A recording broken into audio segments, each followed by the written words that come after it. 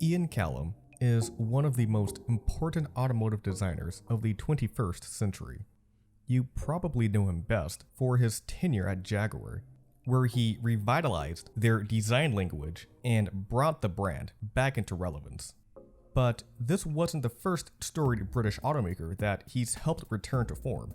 Aston Martin owes much of their rebound and possibly their continued existence to Callum's work for them in the mid-90s and early aughts. And even though he stepped away from the automotive industry, he's still making headlines heading up his own design consultancy. We'll discuss all of this and much more in this episode of Industry Icons.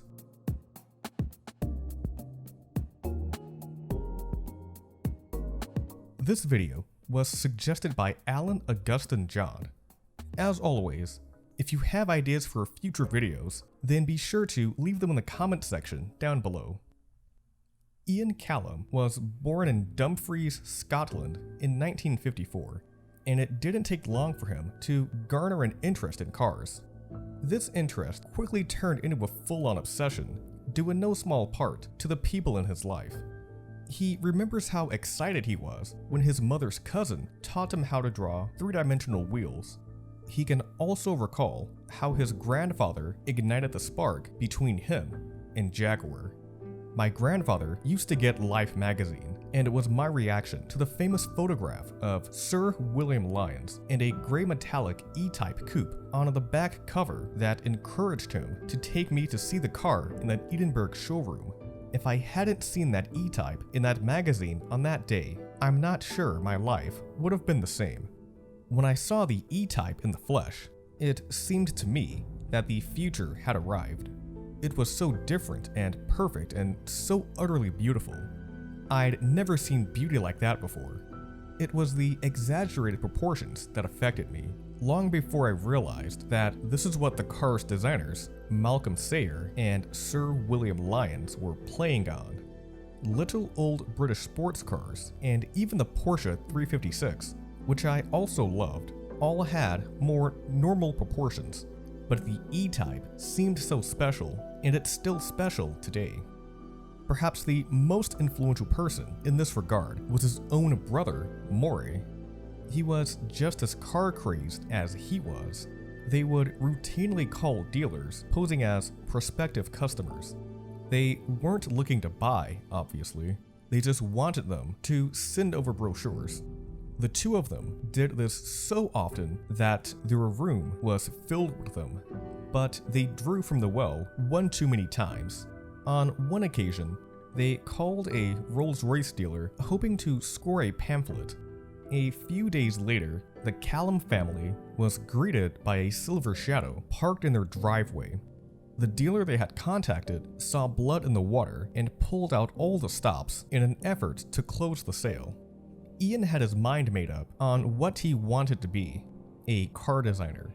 He often wrote to automakers asking how he could break into the industry. He never heard back from these inquiries. That is until 1968. A 14-year-old Ian wrote a letter to Jaguar that asked the burning question, and he actually got a reply back. This wasn't some cookie-cutter response from human relations. This letter was from William Haynes, then Jaguar's head of engineering. He figured that Callum was more interested in the styling side of things and recommended that he go to art school to build a rock-solid foundation. Haynes put him on the right track, but Ian's path into the industry wouldn't be so straightforward. First, he enrolled at Coventry University. The bad omens began before he was even accepted. As he was driving the family Ford Zephyr to the interview, he drove into the front of a bus and totaled the car. Ian was eventually accepted into the program, but only attended classes for about a year before transferring. What he referred to as an eclectic mix of colleges followed. He transferred to Aberdeen, finished up his undergraduate studies at the Glasgow School of Art, and earned his master's in transportation design at the Royal College of Art. In all, his studies went on for about 7 years and saw him attend 4 universities. Now, some of you watching might consider this an abnormally long amount of time to earn a degree in this field. Institutions like Art Center College of Design will let you finish up their program in about 2.5 years. So why did Callum take his particular path? A few reasons come to my mind. First off, with a degree in industrial design, he'd open himself up to a wider variety of career paths. Cars are just one part of the profession. He'd be able to design household appliances, vacuum cleaners, furniture, instruments, and everything in between. He was also motivated to go in this direction because of the dire state of the British automotive industry. The 1973 oil crisis hit while he was in the middle of his undergraduate studies, and when he was finishing up his time at RCA, the energy crisis of the late 70s was underway. People were shooting each other at petrol stations, said Callum in an interview with the New York Times. We were discouraged from even thinking about automobile design. The industrial design degree was a safety blanket just in case the car sector was in smoldering ruins by the time he got out of school. Secondly, he says he never had to go into debt to pursue his education. In fact, he was able to secure a sponsorship from Ford during his time at RCA, which saw him get most, if not all, of his education expenses paid for. He had an internship through the summer breaks, which, in addition to being a steady income stream, also gave him invaluable professional experience. Best of all, he had an interview lined up as soon as he graduated, not with Ford, but with Vauxhall. The British arm of GM's operations was headed by Wayne Cherry, and the landscape of the entire car industry might look very different had he been able to land the job. Cherry ultimately had other plans and went in a different direction. With that, Callum took an offer from Ford and officially began his design career. Ian Callum is one of the most celebrated designers of the 21st century, but when he began working for Ford in 1979, he was just another junior designer at the Dunton Technical Center in Essex. Studios back then really made the new blood earn their stay. In Callum's case, this meant designing trim and accessories. The first of his contributions to reach production were the door mirrors on the Ford Transit van. Other designs of his to see the light of day include steering wheels for the Sierra, Transit, and an airbag-equipped one for the Granada. These don't sound like the most exciting projects in the world, but Callum looks back fondly on his time with the company. Recalling his tenure there in an interview with CarExpert.com, he said, "I was at Ford for 10 years. It's a good training.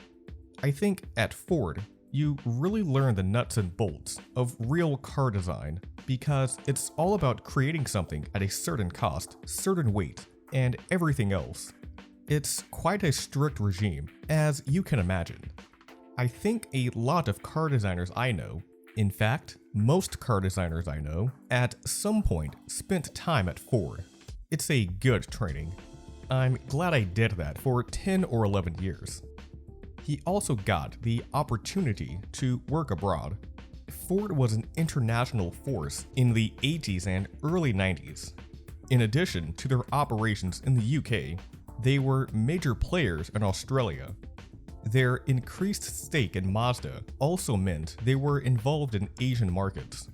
Callum found himself in studios across the world. He worked on Mazdas in Japan and contributed to the design of the EA26 Falcon in Australia. In 1986, he was sent to Turin and became design manager of GHIA. While here, he had the opportunity to work alongside his brother, Maury. He was making a name for himself in the industry as well, and his journey saw him join the firm as a consultant designer. Ian was technically his boss, though I'm sure he didn't give him too much of a hard time. They were part of the team that designed the 1989 GHIA Via concept. This is a sleek, cab-forward sports saloon that had a few technological tricks up its sleeve. The car utilized fiber optic lighting. The large ones at the front are supported by units that are located at the base of the windshield. Each assembly makes use of 9 light pipes that could be individually programmed to be either fog or driving lights. It also had 2 photosensitive glass panels that darkened when in sunlight. If you fancied more of an open-air experience, then you could remove one of them entirely. The innovations were only skin deep. The Via was envisioned to have a twin-turbocharged V8 and a 6-speed gearbox, but none of that was actually included in the vehicle. It's essentially a paperweight, a stylish paperweight, but a paperweight nonetheless. GHIA wouldn't stay out of the auto circuit for long. In 1990, the Ford booth at Geneva had not 1 but 2 design studies, the Zig and the Zag. The former was a minimalistic roadster, while the latter was a more practical 2-box van. Both cars are built on the Fiesta's architecture, and Ford wanted to show just how versatile the platform was. The Zig and Zag were extremes at either end of the spectrum. In theory, they could build all sorts of other vehicles on it. Let's start with the Zig. It's the textbook definition of a Barchetta. The word describes open-top, 2-seat sports cars that are stripped down to the bare essentials. The Zig doesn't have exterior door handles, side mirrors, or, at least as I was able to tell, a top of any sort. The windshield has been raked back aggressively, cut down, and has continuity with the side glass. Organic shapes dominate the exterior, with the surfacing, front air intakes, and headlights reinforcing these shapes. The main body line is only there because it needs to bring the hood line into the conversation. If it weren't there, then it would clash with the rest of the styling. Let's go back to the headlights for a moment. Instead of using enclosed units, it relies entirely on the same fiber optic technology as the Via from the year prior. It shows up in the rear as well, and is supported by a set of conventional units that creep onto the rear deck. With how parsed down the outside is, the interior appointments may come as a shock. Purple highlights take precedence, while lime accents are present on the seats and in the IP. Other highlights include a dash-mounted rear-view mirror and an exposed CD player. The Zag is the complete opposite of its stablemate. It's got side mirrors, cargo room, look, it's even got a roof. The car has several quality of life elements that increase its practicality. The panel gaps around the hatch aren't that way simply for the sake of style. By wrapping around the sides of the body and onto the roof, the Zag allowed its owner increased access to the carnivorous storage area. The removable rear seats and foldable front passenger seat aided practicality even further, though I'm not sure why you'd want to take them out in the first place. The nylon fabric seats have a lovely shade of fuchsia, and when taken in with the purple accents, reminds me of the immortal Jazz Solo Cup design. The Zig and Zag were taken from conception to completion beautifully, and while they didn't influence Ford's production cars very much, they did showcase how well Callum could manage a project. He went back to the UK after his diversion in Italy ended, and you'd expect him to take on more serious assignments after his return to Dunton. Well, it turns out that his work the second time around was more or less the same as the first. He made contributions to the Escort Cosworth and RS200, though I think both of those cars deserve their own standalone videos. He was starting to get fed up with the work and acquired a wandering eye. Fellow designer Peter Stevens got in touch and let him know of an opportunity. You may be familiar with the name. Up to this point, he's made a name for himself working in the studios of Ford and Lotus, but now he was ready to take a chance on a newcomer to the automotive sector, TWR Design. The firm was named after its founder, Tom Walkinshaw, who was a bit of a legend in the racing scene. To quickly touch on his accolades, he became the 1974 BTCC champion and then went on to establish its own competitive outlet in 1976. The team was dominant in the early 1980s. Whether it was a Mazda, BMW, or Jaguar, it didn't matter what the club got their hands on, you were probably getting smoked. Selling cars with the Tom Walkinshaw racing name attached motivated him to start a development house of his own. Stevens was ecstatic to come aboard, but right after he assumed the post, another company threw a project in front of him that he couldn't turn down. A project that would eventually materialize into the McLaren F1. He needed to find a replacement for the TWR position before taking on the new job, and that's where Callum came in. Callum left Ford and started at TWR Design in 1989. It was a shock to go from the sprawling campuses of a major automaker to a homely shed in the small town of Kidlington. The change in scenery also came with an increase in responsibilities. Callum wouldn't have very much time to acclimate himself to the new studio. His first assignment was to revise the nose of the XJR15, as the original design caused the car to lift off the ground. After that, Walkinshaw had an unusual assignment for him. Jaguar was working on a sports car all throughout the 1980s. The finer details are outside of the scope of this video.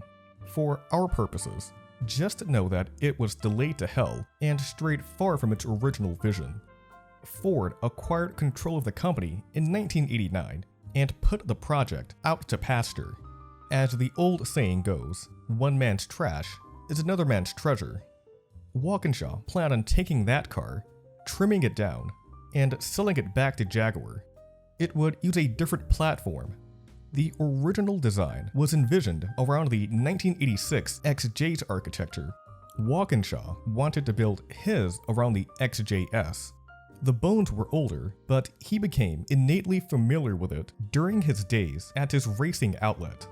He gave the assignment to Callum and flipped it to Jaguar for a fraction of their original development cost. They must have been eager to wash their hands entirely of the ordeal, as they rebuffed TWR's proposal and developed something in-house. TWR wouldn't have to wait very long for another shot. Ford was in the middle of a buying spree. Prior to acquiring Jaguar, the company bought 3/4 of Aston Martin in 1987. The injection of cash didn't come a moment too soon. For as rough as Jaguar looked back then, Aston Martin was in even worse shape. The oil crisis and devastating recessions sent the company spiraling financially. Some Ford executives weren't high on the purchase when it happened and didn't think they'd be able to rebound. Aston Martin chairman Walter Hayes felt that they needed a more mainstream product if they wanted to survive. Walkinshaw made his move. He presented Hayes with the stillborn Jaguar and said that, with a few modifications, it could be the car that would change Aston Martin's fortunes.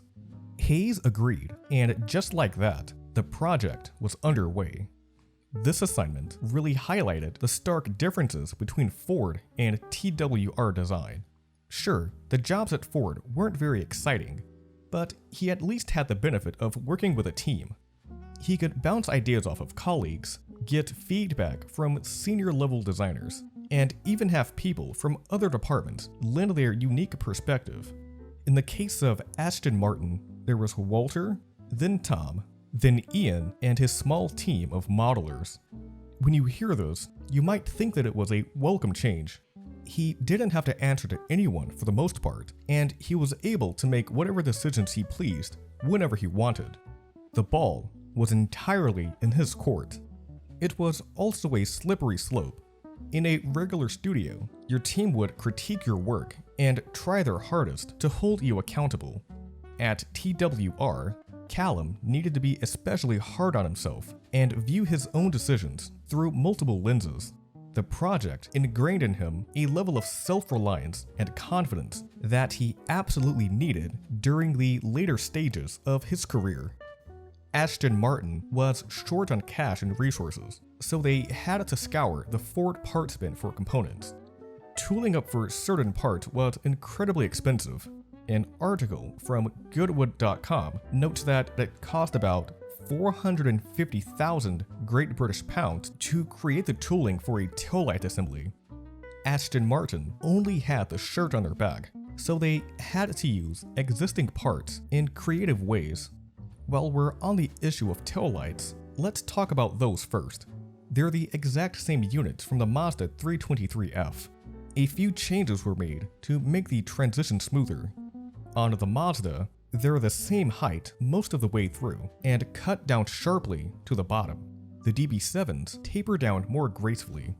Because they're thinner, they appear longer and, in turn, make the car look wider. The manner in which they interact with the wide rear haunches could make one think that they were designed especially for it. They don't look out of place at all.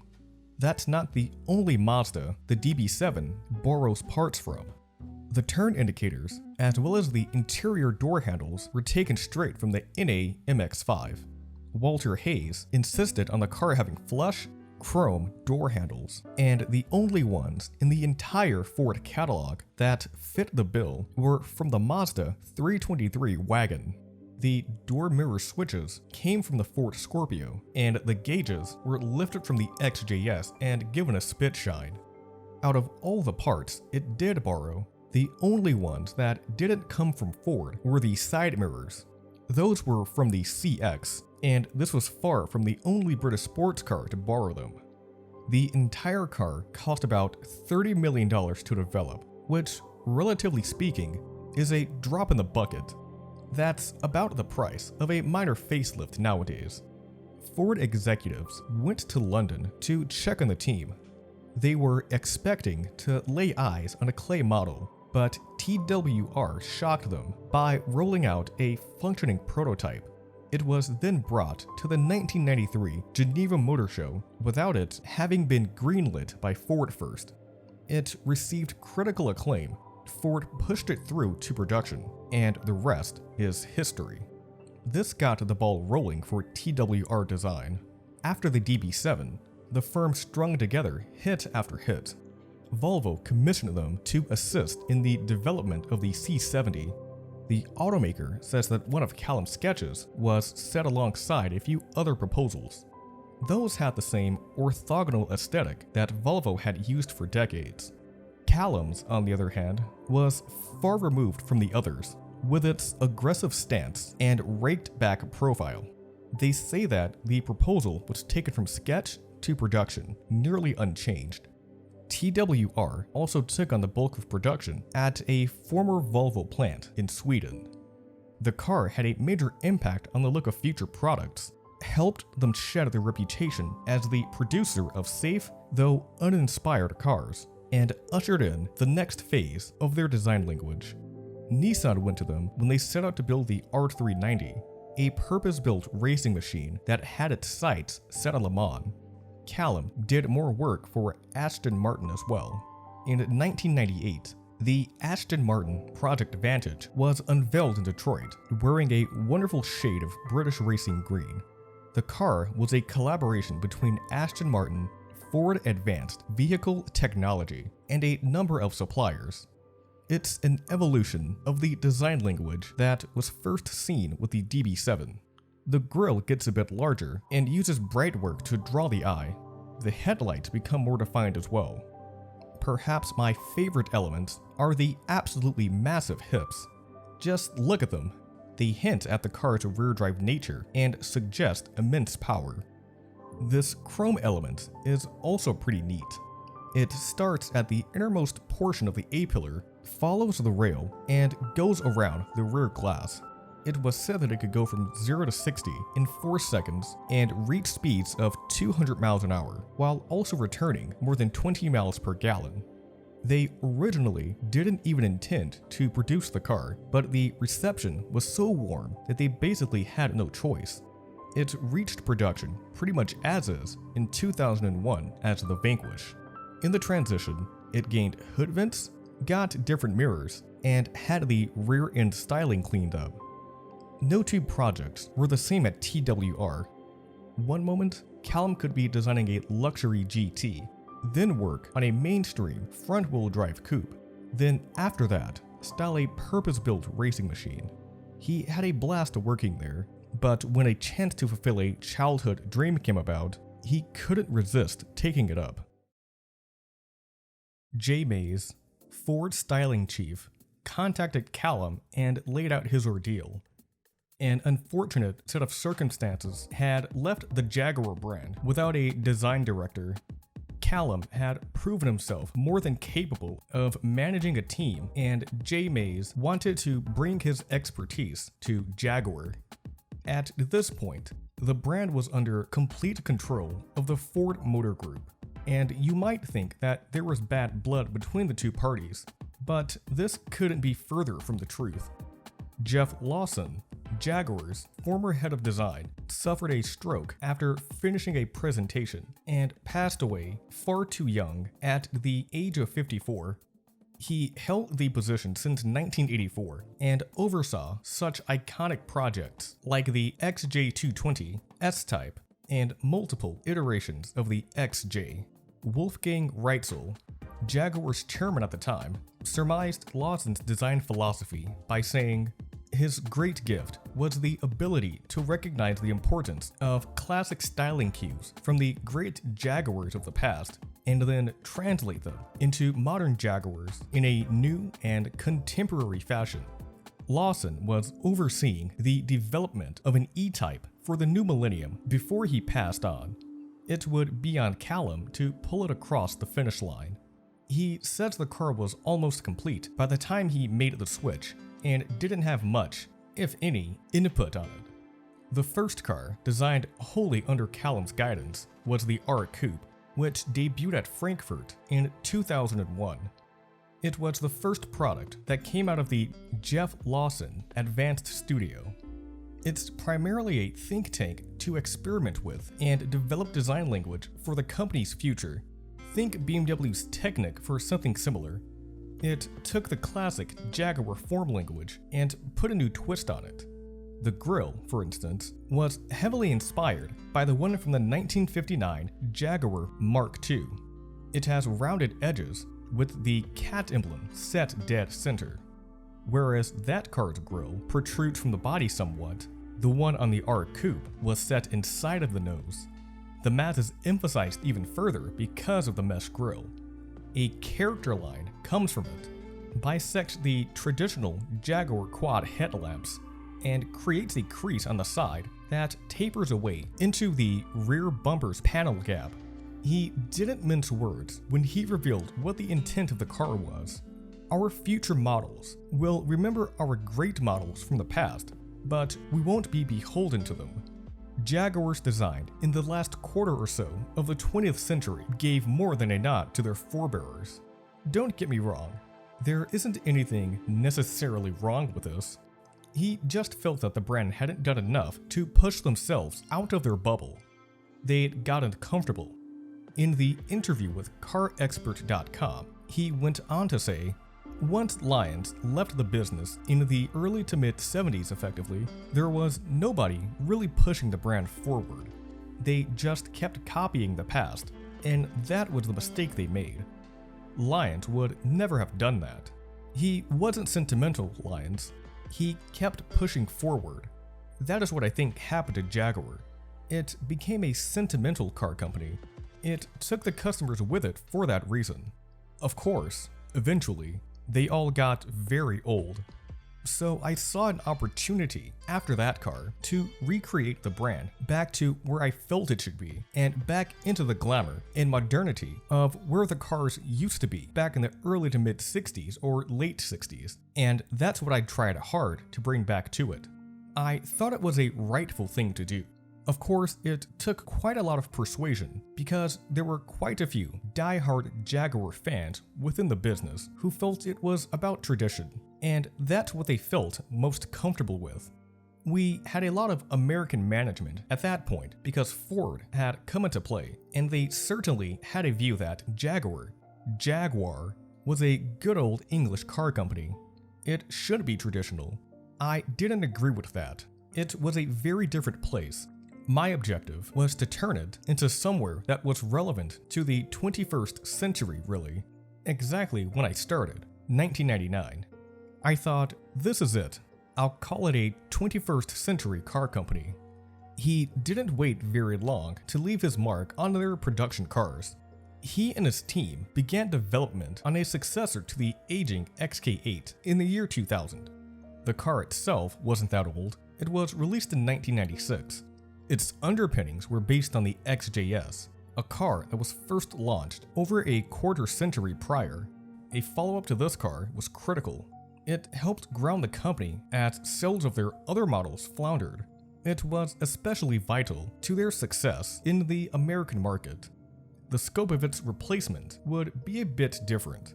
Whereas the outgoing model was more focused on occupants in the front than in the back, the new car would be more in the vein of a true 2x2. It would have no allusions to being a successor to the E-Type. It would also finally ditch the old bones and be built upon entirely new architecture. A number of themes were explored, and by September they had created 5 40% scaled models. By the end of 2001, they also created 3 full-scale convertible models. Among these was a hardtop convertible. This was conceived back when retractable hardtops were in vogue. Cars like the Cadillac XLR, Lexus SC430, and Mercedes R230 were getting ready to hit the market. Unfortunately, it didn't make it past this stage, as they felt the sacrifices to exterior styling and interior ergonomics needed to make it work were too great. By April of 2002, they created 3 full-scale coupe models. From these, they selected one and made 2 more, exploring ideas from that basic design. The car was more fully realized in the ensuing months, and by September of 2003, they were ready to sign off on it. It debuted as the creatively named Advanced Lightweight Coupe concept in 2005 and saw production a few years later as the XK, mostly intact, save for some of the bright work. The XK was an important car for Jaguar, but it wasn't exactly a mainstream product. It had a more niche customer base. Therefore, they had a bit more leeway in regards to liberties taken with the classic Jaguar look. The real question lay in what Callum planned to do with their sedans. The entry-level X-Type, mid-range S-Type, and flagship XJ were all cast from a mold that was decades in the making, and even minor alterations to the formula was sure to divide opinions. We would get a taste of things to come in 2007 with the debut of the CXF concept. Its front end definitely makes an impression. The grille has a similar shape to the ones from the X-Type and XJ, but the CXF's interpretation is much more powerful. Instead of protruding out of the front end, it's set firmly into it, even more so than ones from Callum's previous concepts. It also uses the brightware to its advantage. The outer ornamentation gives the illusion of it sinking deeper than it actually does. Lastly, it sports a fresh interpretation of the cat. It's housed in its own little cubby. It's also finished in chrome and comes at you like a 15th century relief.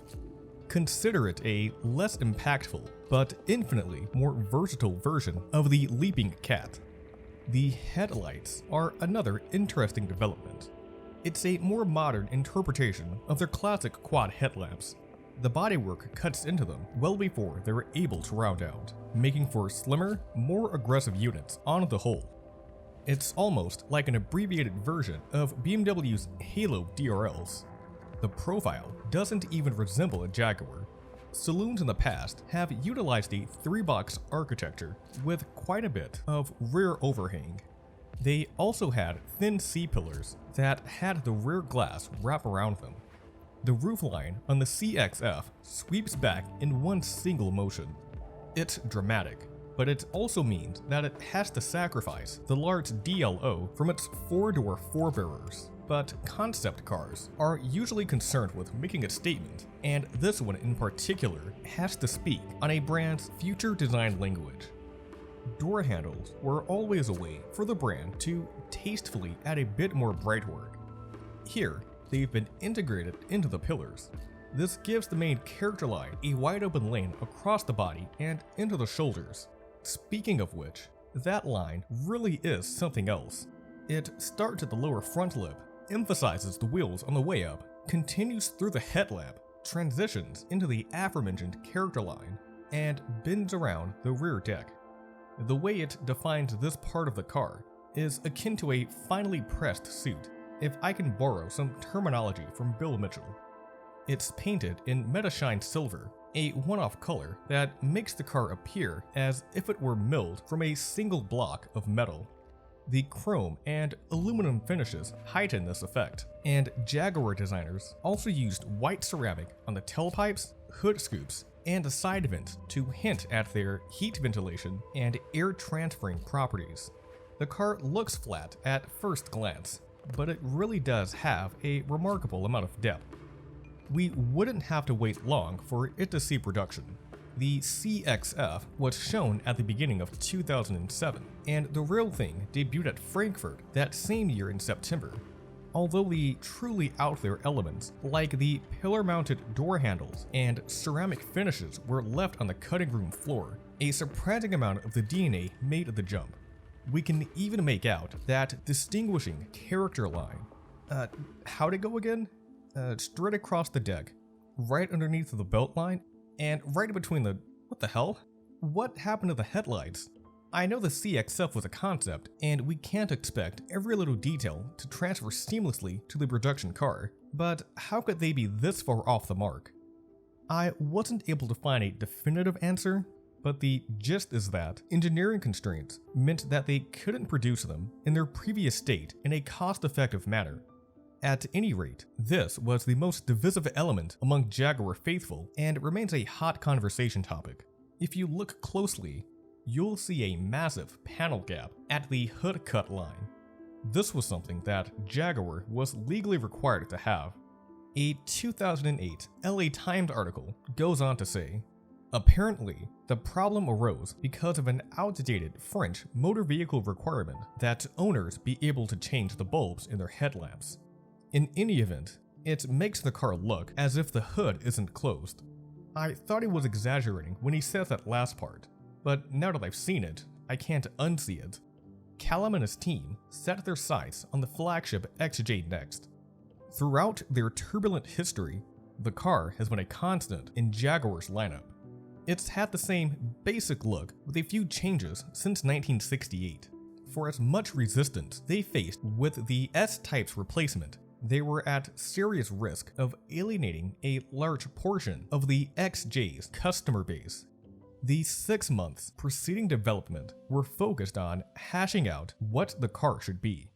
Should it embrace the direction set forth by the CXF, or should it continue on its current path?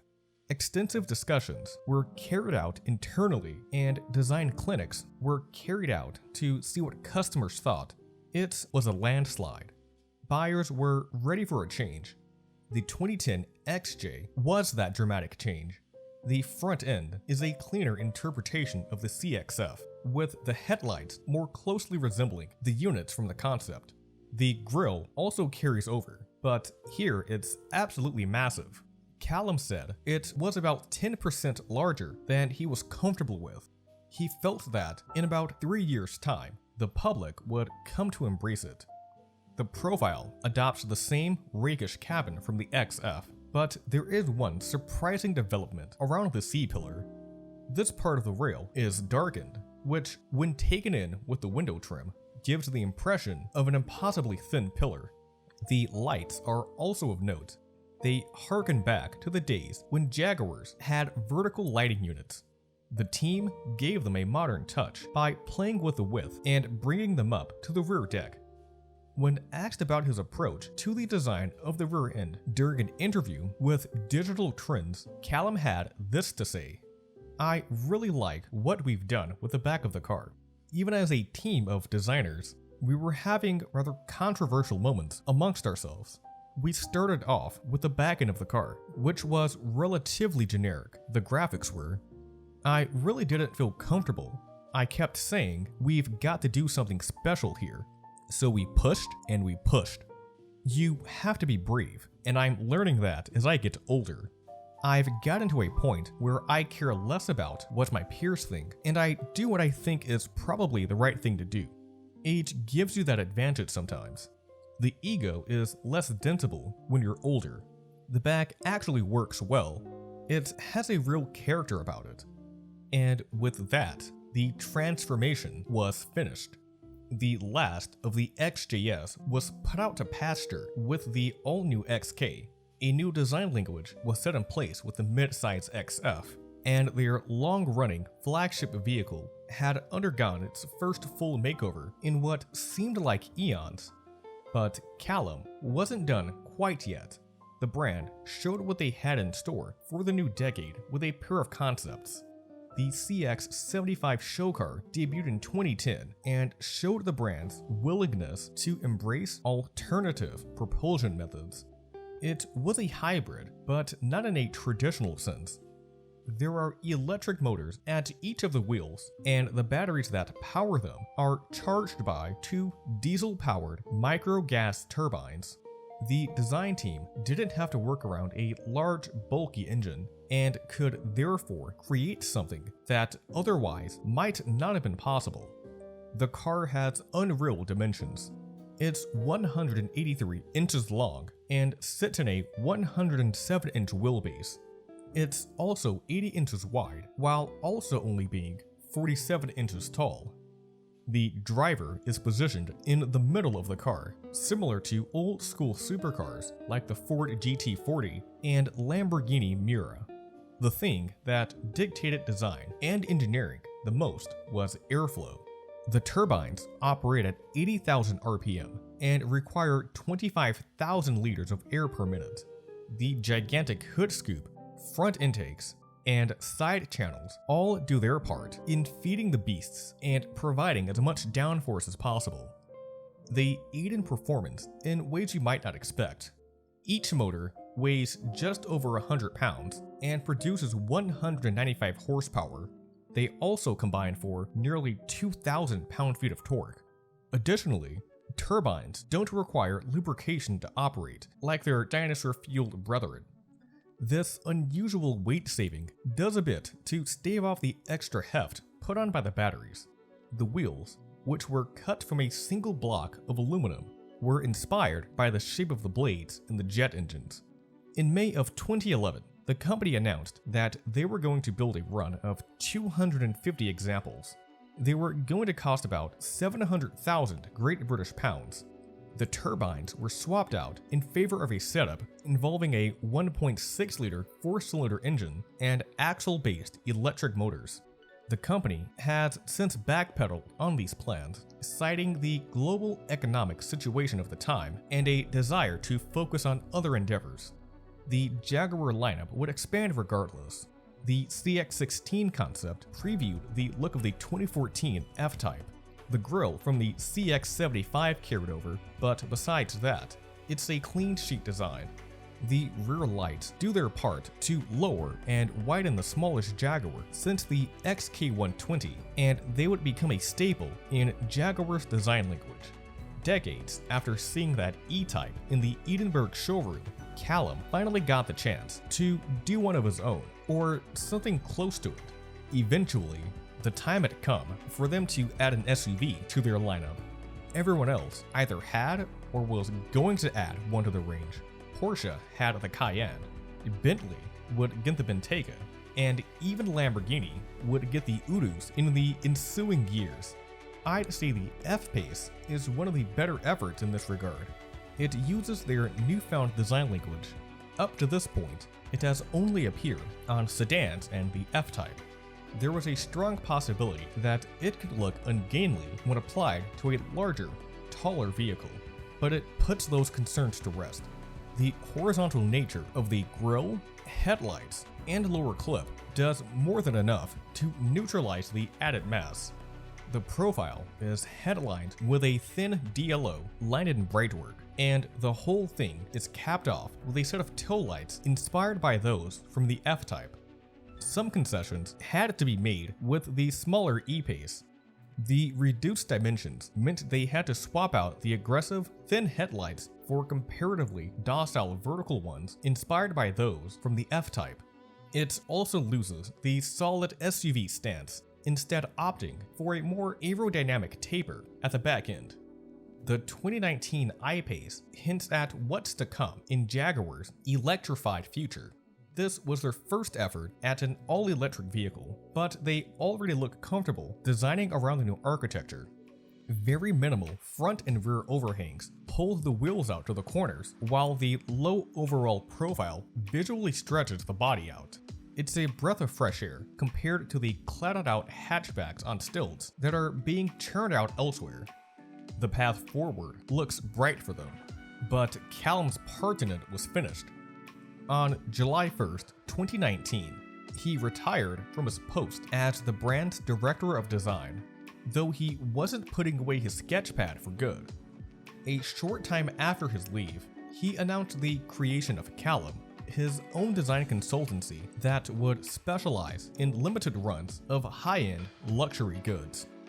The studio launched with a staff of 18 people, some of whom Callum became acquainted with during his time at Jaguar.